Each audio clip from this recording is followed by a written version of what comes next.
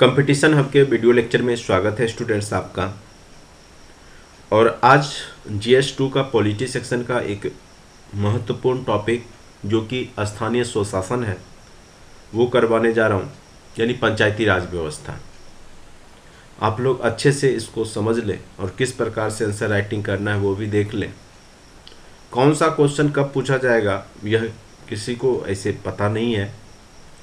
हमारा काम है कि हम लोग हर एक टॉपिक जो महत्वपूर्ण टॉपिक हैं उसको कवर करके जाएं, जिससे कि एग्ज़ाम में अगर कोई भी ऐसा सिचुएशन आता है कि हमारी गेस्ट क्वेश्चन या कुछ भी नहीं लड़े, उस समय हम लोग अच्छे से लिख सकें। और आप लोग को एक जानकारी बता दूं कि BPSC के जो मेंस का है कुछ पैटर्न में बदलाव आई है, तो बहुत जल्द ही उसका जो है नोटिफिकेशन BPSC के द्वारा जारी कर दिया जाएगा। क्या बदलाव आया है तो इस पे भी हम लोग को सोचना पड़ेगा, देखना पड़ेगा, और उसी हिसाब से फिर हम लोग आगे की रणनीति तैयार करेंगे। टाइम तो बहुत कम है, लेकिन जिस प्रकार से BPSC में बदलाव देखा जा रहा है तो कठिनाइयाँ तो हैं स्टूडेंट्स के बीच में, लेकिन कठिनाइयाँ सबके लिए है, ये भी बात है। जो भी 800 लोग सफल होंगे 67th में, सबके लिए कठिनाइयाँ होगी। हमें नकारात्मक सोच नहीं रखना है, पॉजिटिव में सोचना है और अपना काम करके जाना है। अब यहाँ पे जो टॉपिक है वो है स्थानीय स्वशासन। और साथ साथ मैं एक और जानकारी दे दूँ कि अगर आपने अभी तक कोर्स को बाय नहीं किया है तो आप जल्द से जल्द बाय कर लें, आपके लिए बहुत ही महत्वपूर्ण हो जाएगा यह कोर्स। आप अब तक हज़ारों लाखों रुपया खर्च किए होंगे, खास करके जो रियल स्टूडेंट हैं, कमीशन का जो तैयारी करने का सोचे हैं और कर रहे हैं। बाकी बहुत लोग फ़ोन करते हैं, सर हम तो ऐसे ही बैठे थे हो गया। तो वो लोग को भी हम बोलेंगे कि ऐसे ही नहीं होता है, आपने मेहनत किया है, आपके अंदर वो क्वालिटी है, बस उसको और भी थोड़ा सा निखार ले तो मेहनत करने से कुछ भी पाया जा सकता है। और अगर आपको मौका मिला है तो आप ज़रूर करें, ठीक है। क्योंकि समय चूक जाने के बाद लाइफ में बार बार मौका नहीं मिलता है। अगर ऊपर वाले ने अगर एक मौका आपको दिया है अपने लाइफ को बेहतर करने का तो आप ज़रूर करें, उसको चूके नहीं। क्या है, अब तो मात्र मुश्किल से 15 दिन बचे हैं, पढ़ लीजिए, जी जान लगा दीजिए। 15 दिन जो होगा देखा जाएगा। कम से कम अफसोस तो नहीं होगी ना कि हम भी पढ़े होते तो मेरा भी हो गया होता। तो इस तरह की सोच भी नकारात्मक होती है। तो पॉजिटिव सोचने के लिए आपको कर्म करना ही पड़ेगा। और जब आप मेहनत करके जाते हैं तो आपकी सोच भी पॉजिटिव रहती है, आप बुरे वक्त में भी अपने आप को हैंडल कर लेते हैं। तो बस उसके लिए क्या करना है, आपको केवल और केवल मेहनत इन द सेंस स्टडी कीजिए। जो भी टॉपिक है, वीडियो लेक्चर लगभग हमने बहुत सारे टॉपिक को पढ़ाया है। एक बार भरोसा करके आप जाइए और एग्ज़ाम में लिख के आइए। फिर बाद में बात करेंगे अगले साल, चूँकि जो 29-30 का जब एग्ज़ाम हो जाएगा तो नेक्स्ट ईयर हो जाएगा 2023।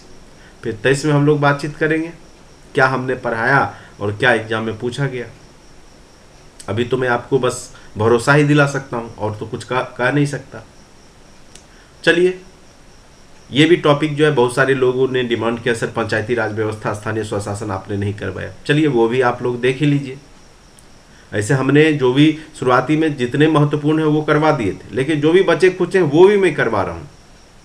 क्योंकि आप लोग का जो डिमांड होता है, अपने अपने हिसाब से लोग मैसेज करते हैं कि सर ये वीडियो चाहिए, वो चाहिए। चलिए, मैं बता तो दूंगा, सब पढ़ा दूंगा, लेकिन कौन सा क्वेश्चन आएगा नहीं आएगा ये तो आप पैटर्न को अगर फॉलो करेंगे तो आपको अंदाज़ा लगेगा। नहीं तो मैं फिर 12 दिसंबर तक कोशिश कर रहा हूँ कि एग्ज़ाम का गेस कर दूँ। 15 क्वेश्चन में GS1, 15 GS2 और हिस्ट्री ऑप्शनल में भी 15 क्वेश्चन, बस इतना ही गेस करूँगा, ज़्यादा मैं गेस नहीं करूँगा। और मुझे भी देखना है कि हमारा जो एक्सपीरियंस है वो हमें कितना हद तक सही ले जाता है। मैं ये नहीं कहूँगा कि 100% मतलब वही रहेंगे क्वेश्चन, हो सकता है, क्योंकि पैटर्न बदलने की बात हो रही है तो हो सकता है वेरी कर सकता है, लेकिन उम्मीदतः आप विश्वास कर सकते हैं। चलिए, आज का जो टॉपिक है स्थानीय स्वशासन। स्थानीय स्वशासन से तात्पर्य है गांव एवं जिला स्तर के शासन। जो गांव में जो ग्रामीण पंचायती व्यवस्था है वो क्या है, एक प्रकार का स्थानीय स्वशासन है। नगर निकाय क्या है, एक प्रकार का स्थानीय स्वशासन है। यानी गांव एवं जिला स्तर पे जो स्थानीय स्तर पे शासन किया जाता है वही क्या कहलाता है, स्थानीय स्वशासन। जिसमें जनता अपनी समस्याओं का निराकरण स्वयं कर सके, यानी जनता उसमें पार्टिसिपेट करती है। वार्ड कमिश्नर के माध्यम से, मुखिया के माध्यम से, सरपंच के माध्यम से, जनता ही तो है वो। तो जनता अपनी समस्या खुद व खुद निराकरण कर सके, उसके लिए यह व्यवस्था किया गया है। और यह गांधी जी के सपनों के भारत का प्रमुख उद्देश्य था, पंचायती राज व्यवस्था। और यह व्यवस्था आने से प्रशासन में भी निर्णायक भूमिका अदा हो पाता है, क्योंकि कोई भी योजनाएं आती है तो वो ग्रामीण स्तर गांव-गांव तक पहुंच जाता है। इसके माध्यम से यह एक चेन की भूमिका निभाता है। और जो भी गांव के विकास की जो समस्या है, तो बाहर में बैठे अधिकारी या जो भी प्रशासनिक इकाई उसको कैसे पता चलेगा कि यहाँ पे ये समस्या है, यहाँ जल निकासी की समस्या है, यहाँ पानी की समस्या है, यहाँ लाइट की समस्या है, यहाँ सड़क की समस्या है। इसके लिए स्थानीय स्तर पे उम्मीदवार होने चाहिए, प्रतिनिधि होने चाहिए जो लोगों का प्रतिनिधित्व कर सकें। इसके लिए पंचायती राज व्यवस्था की शुरुआत अगर देखिएगा इतिहास में, तो प्राचीन इतिहास में सबसे पहले जो है चोल स्थानीय स्वशासन के जनक के रूप में जाने जाते हैं। उसका भी एक दो लाइन लिख देंगे, इतिहास से जोड़ देंगे। तो देखिए, मेंस राइटिंग आपके पास नॉलेज होता है, बस आप क्या कीजिए कि कॉन्साइज वे में उतने टाइम पे हर एक पॉइंट्स को हम किस प्रकार से लिख ले, वो बस लिखने का प्रयास करना है। क्वेश्चन के केंद्र में स्थानीय स्वशासन रहेगा, बाकी आप जो भी लिख सकते हैं उस टाइम में आप लिखें। और मॉडल आंसर कुछ भी नहीं होता, आप जो लिखते हैं वही मॉडल आंसर है, बस आप बेहतर लिखें। और जो कॉपी चेकर है उसको अच्छे से समझ में आ जाएगा आपकी भावना, तो वो आपको नंबर देगा ही। इसमें विकेंद्रीकृत शासन व्यवस्था और सहभागिता मूलक लोकतंत्र। सहभागिता मूलक लोकतंत्र, विकेंद्रीकृत मतलब आप जानिए, जैसे केंद्रीकृत तो दिल्ली से केंद्रीकृत शासन चलता है, तो विकेंद्रीकृत जैसे ये है तो ये राज्य स्तर पे, फिर जिला स्तर पे, फिर टूट टूट करके, तो ये विकेंद्रीकरण हो गया। ठीक है, केंद्र मान के चलिए ये राज्य हो गया, राज्य से फिर जिला हो गए, फिर जिला से फिर जो है ब्लॉक हो जाएगा, तो विकेंद्रीकृत व्यवस्था के अंतर्गत आता है। उसका सहभागिता मूलक, इसमें जनता सहभागिता करती है। वार्ड कमिश्नर ये सब जनता के ही तो पार्ट हैं, जनता तो है ये। तो ये लोग क्या करते हैं कि जो भी समस्या है उसको अपने सामने रखते हैं और फिर ब्लॉक स्तर से उनको मदद मिलती है। तो ये आपका आप देखेंगे कि सहभागिता मूलक लोकतंत्र का आदर्श इसमें क्या है, अंतर्निहित है। किसमें, तो पंचायती राज व्यवस्था में। भारत में स्थानीय स्वशासन का जनक, एक लाइन ये भी लिख देंगे, किसको कहा गया है, लॉर्ड रिपन को। लॉर्ड रिपन को स्थानीय स्वशासन का जनक कहा जाता है। किंतु आधुनिक काल में आगे चल करके देखेंगे, ऐसे ये भी आधुनिक काल के ही हैं, लेकिन आप ये लिख सकते हैं किंतु आज़ादी के समय में या आज़ादी के बाद गांधी जी की विचारधारा जो थी वो पंचायती राज व्यवस्था से जुड़ी हुई थी या प्रमुख प्रतिपादक थे। भारतीय स्तर पे अगर आप देखें तो पंचायती राज व्यवस्था के प्रमुख प्रतिपादक के रूप में महात्मा गांधी थे। वो चाहते थे कि गांव के लोगों को अधिकार मिले, गांव के लोग अपना शासन स्वयं करें, इस तरह की विचारधारा उनका था। शुरुआती चरण में स्थानीय स्वशासन को क्या किया गया था, जब संविधान बनाए गए थे, कानून बना था, तो उस समय पंचायती राज को उतना महत्व नहीं दिया गया था और इसको नीति निर्देशक तत्व। ऐसे भी देखिए, जब देश आज़ाद हुआ था तो देश के पास उतना आर्थिक स्थिति अच्छी नहीं थी। ऐसे जितने भी पार्ट हैं आपके डीपीएसपी के, राज्य के नीति निर्देशक तत्व के, वो वास्तव में वो मौलिक अधिकार में होने चाहिए थे। लेकिन मौलिक अधिकार देने के लिए भी आर्थिक स्थिति देश की अच्छी होनी चाहिए। जैसे रोजगार का अधिकार है, जैसे अभी मान के चले पंचायती राज व्यवस्था है, तो पंचायती राज व्यवस्था कायम करने के लिए भी समय समय पे चुनाव होना, पंचायतों के लिए फंड देना, ये सब होना चाहिए। तो शुरुआती समय में यह थोड़ा सा संभव नहीं था, इसलिए उस समय इसको बस डीपीएसपी का पार्ट बना करके, नीति निर्देशक तत्व का पार्ट बनाकर अनुच्छेद 40 के तहत शामिल किया गया। किंतु फिर आगे देखेंगे कि और इसको 1952 से लागू भी किया गया। ठीक है, नागौर जिला राजस्थान का है, वहाँ से जो है इसको शुरुआत भी किया गया था। लेकिन फिर आगे चल करके आप देखेंगे कि बहुत सारे आयोग बना, बलवंत राय मेहता समिति है, ठीक है, तो त्रिस्तरीय जो शासन की बात करता है, तो विभिन्न प्रकार के जो लक्ष्मी मित्तल समिति है, सिंघल समिति है, लक्ष्मी सिंघल, तो बहुत सारी समितियां हैं इसमें बनाई गई थी, जिसके माध्यम से सुधार की बात की गई थी। कितने स्तर पे होना चाहिए, 4 स्तर पे होना चाहिए, 3 स्तर पे होना चाहिए, 2 स्तर पे होना चाहिए। तो फाइनली बलवंत राय मेहता समिति का जो त्रिस्तरीय पंचायती राज व्यवस्था है, स्थानीय स्वशासन है, उसको माना गया था। और पूरे देश में इसको 1993 में 24 अप्रैल 1993 को अनुच्छेद 243 भाग 9 में इसको शामिल करके पूरे देश में लागू किया गया। तो आप ये भी लिख सकते हैं कि आगे चल करके 73वें एवं 74वें संविधान संशोधन 1992 के तहत संविधान संशोधन अधिनियम जो है 1992 के तहत 24 अप्रैल 1993 को भाग 9 में अनुच्छेद 243 जोड़ा गया और उसके तहत संविधान में पंचायती राज व्यवस्था का जिक्र कर दिया गया और पूरे देश में लागू भी कर दिया गया। तो 24 अप्रैल को हम लोग पंचायत दिवस के रूप में मनाते हैं, ठीक है। तो ये भी लाइन आप लिख देंगे अच्छे से। अब देखिए स्थानीय स्तर पे ये क्या कार्य करते हैं। स्थानीय स्वशासन का कार्य क्या है? सबसे पहला कार्य है कि ग्रामीण विकास, जो गांव में लोग रहते हैं या शहर में भी हैं तो नगर निकाय के माध्यम से, गरीबी उन्मूलन, भूमि सुधार, कृषि सुधार, सिंचाई सुधार, सड़क निर्माण, पशुपालन, कुटीर उद्योगों को बढ़ावा, ठीक है। तो कुछ पॉइंट्स को आप लिखेंगे, जैसे शिक्षा के स्तर पे, स्वास्थ्य के स्तर पे, पेयजल, शौचालय निर्माण आदि, ये सब स्थानीय स्वशासन के माध्यम से ही लोगों तक पहुंचता है। मुखिया, सरपंच, गांव में वार्ड कमिश्नर के माध्यम से इन सब जो बेसिक नीड की जो आवश्यक कह सकते हैं कि जरूरत है उसको पहुंचाया जाता है।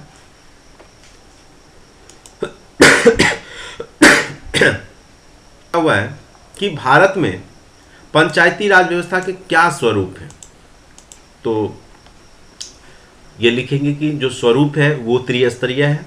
एक गांव स्तर पे, दूसरा प्रखंड स्तर पे, तीसरा जिला स्तर पे, ठीक है। तो गांव स्तर पे ग्राम पंचायत बनाया जाता है, जिसके मुखिया या सरपंच कर सकते हैं, प्रधान हुए। फिर आगे चल के प्रखंड स्तर पे जो गांव से ही पंचायत समिति बनाए जाते हैं, तो उन्हीं लोगों में से एक अध्यक्ष बनाया जाता है जो ब्लॉक स्तर पे बैठते हैं। फिर जिला स्तर पे हर एक जिला के पार्ट से जिला परिषद जीत के जाते हैं और उसमें जिला परिषद अध्यक्ष की चुनाव की जाती है और वो वहाँ बैठते हैं। तो तीनों स्तर पे विकास के काम को देखा जाता है, गांव स्तर, प्रखंड स्तर और जिला स्तर पर। अब आ जाइए पंचायती राज व्यवस्था के सकारात्मक पहलू क्या है, क्या क्या विशेषता है। तो पहला है लोकतांत्रिक विकेंद्रीकरण, यानी कोई भी जो लोग होते हैं किसी गांव में हो चाहे शहर है, तो सबको यहाँ पे पार्टिसिपेट करने का मौका मिलता है। जन भागीदारी बढ़ती है, जनता इसमें जागरूक हो जाते हैं, जनता शासन प्रशासन में भाग लेने लगते हैं, तो जन भागीदारी बढ़ जाता है। राजनीतिक चेतना का विकास हो जाता है। अब मान के चलिए किसी वार्ड में वार्ड कमिश्नर खड़े होते हैं या पंचायत जो सरपंच के जो होते हैं, तो सरपंच खड़े होते हैं, तो उन लोगों के अंदर भी चेतना न्यायिक से रिलेटेड या राजनीतिक चेतना जागृत हो जाती है कि इलेक्शन क्या होता है, कैसे होता है, उसमें क्या क्या काम आता है, किस किस प्रकार से विकास करना है। तो गांव-गांव के लोगों तक इसकी जानकारी पहुंच जाती है। तो यानी कह सकते हैं कि राजनीतिक चेतना का विकास हो जाता है। उसके बाद सामाजिक न्याय की भी स्थापना होती है। इसके माध्यम से बहुत जगह आरक्षित सीट होता है, उसमें ST SC या दलित महादलित लोगों को भी आरक्षण दिया जाता है, जिससे वो भी गांव के सरपंच और मुखिया बनते हैं। जिससे क्या होता है कि जातिगत भेदभाव घटता है, सामाजिक न्याय मिलती है। और सरपंच के माध्यम से भी आप देखेंगे कि पंच और सरपंच के माध्यम से जो समाज में जो छोटी मोटी लड़ाइयाँ होती है या समस्याएं हैं उसको निदान कर लिया जाता है। तो यहाँ पे लिख सकते हैं सामाजिक न्याय की भी स्थापना होती है। ये सब आप एक्सप्लेन करेंगे, हमने बस पॉइंट्स लिख दिया है, आप अपने मन से इसको एक्सप्लेन करके अपनी भाषा में लिखेंगे। उसके बाद आर्थिक लोकतंत्र की स्थापना।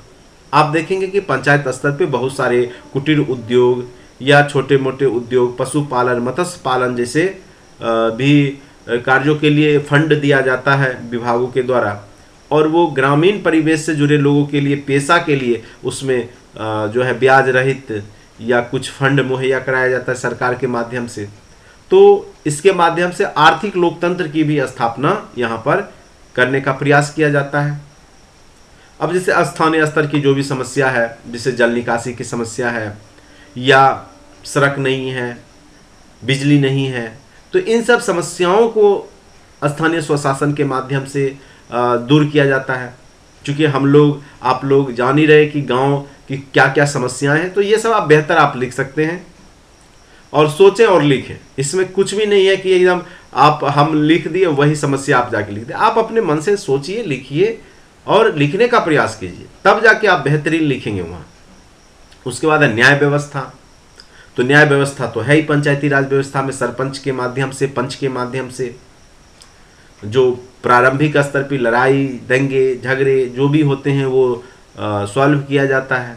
तो न्यायिक व्यवस्था के रूप में भी आप एक कह सकते हैं कि सबसे अंतिम कड़ी के रूप में गांव स्तर पे ही है।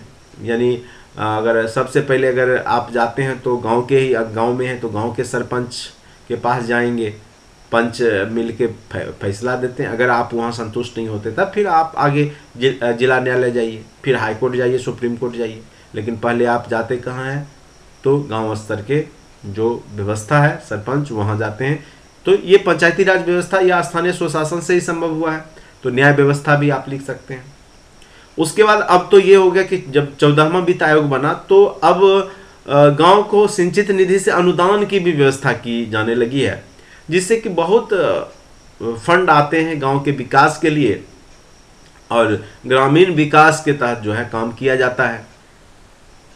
तो 14वां वित्त आयोग के द्वारा जो है पंचायतों को सिंचित निधि से अनुदान जो मिल रहा है वो भी गांव के विकास में एक कह सकते हैं कि सकारात्मक पहलू बन चुका है। उसके बाद आप देखेंगे कि जब 2006 में पंचायती राज व्यवस्था बिहार में लागू हुआ तो उसमें 50% जो है महिलाओं को आरक्षण दे दिया गया।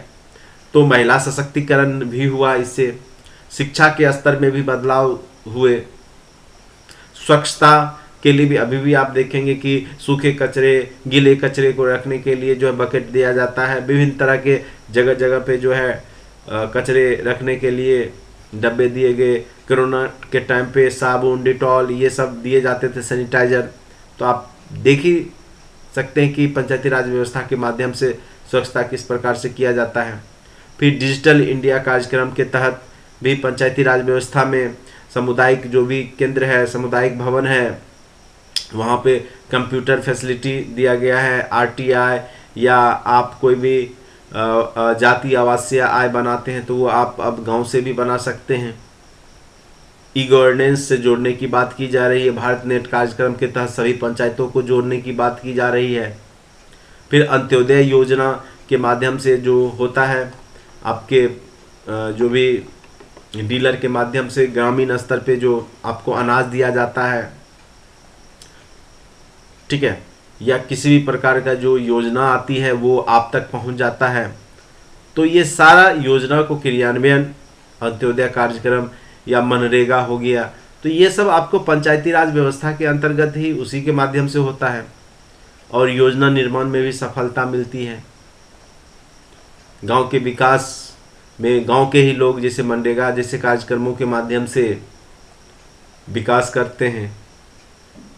तो इस प्रकार से बहुत सारी विशेषताएं हैं पंचायती राज व्यवस्था के, जिसको आप अच्छे से लिख सकते हैं। लिखेंगे तो बहुत आगे पेज चल जाएगा, हमने इसीलिए लिखा नहीं है, इसको डिस्क्राइब नहीं किया, क्योंकि आप इसको एग्जाम में डिस्क्राइब कर लेंगे या अभी आप एक बार डिस्क्राइब करके लिख लें। हमने बस पॉइंट्स दे दिया है कि आप ये सब पॉइंट्स को लिख सकते हैं। अब आ जाइए नकारात्मक पहलू। तो नकारात्मक क्या? सामंती, रूढ़िवादी, संकीर्ण मानसिकता। हमारे जो मुखिया होते हैं, सरपंच होते हैं, खास करके अगर गांव में देखेंगे तो वर्चस्वशाली लोग बनते हैं, और वो सामंती लोग होते हैं, जमींदार प्रवृत्ति के लोग होते हैं, उनका दबदबा रहता है, बाहुबल, आर्थिक रूप से संपन्न होते हैं और चुनाव में अच्छे खर्च करके वो जीत लेते हैं चुनाव को। तो यहाँ पे आप देख सकते हैं कि सामंती रूढ़िवादी जो संकीर्ण मानसिकता है, ये नकारात्मक पहलू है। उसके बाद वित्तीय संसाधनों का अभाव भी है, उतना भी फंड नहीं दिया जाता है कि लोगों की हर एक समस्या को उससे दूर किया जा सके। उसके बाद गांव के स्तर पे आधारभूत संरचना का भी अभाव रहता है, और शिक्षा भी बिहार जैसे राज्यों में व्याप्त है, गरीबी है, जागरूकता का अभाव है, लोग चुनाव को नज़रअंदाज करते हैं, जागरूकता का अभाव देखने को मिलता है। तो ये सब नकारात्मक कुछ पॉइंट्स हैं, उसको भी आप लिख सकते हैं। और फाइनली आप निष्कर्ष में क्या लिखेंगे? इस प्रकार हम पाते हैं कि पंचायती राज व्यवस्था को असफल बनाने वाले विभिन्न अवरोधक हैं। अगर सरकार इन समस्याओं पर निदान पा ले तो अवश्य ही पंचायती राज व्यवस्था लोगों के कल्याण एवं गांधी जी के सपनों का भारत बन जाएगा, ठीक है, या बनाने में भूमिका निभाएगा। तो इस प्रकार से आप आंसर राइटिंग लिख सकते हैं, ठीक है। और भी पॉइंट्स आपको जो भी अच्छा लगे जोड़िए, सकारात्मक नकारात्मक बिंदु में। बस मैंने एक फॉर्मेट आपको दे दिया कि इस तरीक़ा से लिखना है। चलिए, आज के वीडियो लेक्चर में इतना ही। अगर आपको अच्छा लगता है लाइक करें, सब्सक्राइब करें चैनल को, दोस्तों के बीच में शेयर करें, और साथ ही अगर आप सक्षम हैं तो आप ज़रूर कोर्स को बाय कर लें। आने वाले समय में 68 के लिए भी आपके लिए महत्वपूर्ण हो जाएगा, क्योंकि यह 1 ईयर वैलिडिटी के साथ आपको दिया जा रहा है कोर्स, तो 68 में भी आपको मदद मिलेगा। तो आज के लिए इतना ही। Thank you so much.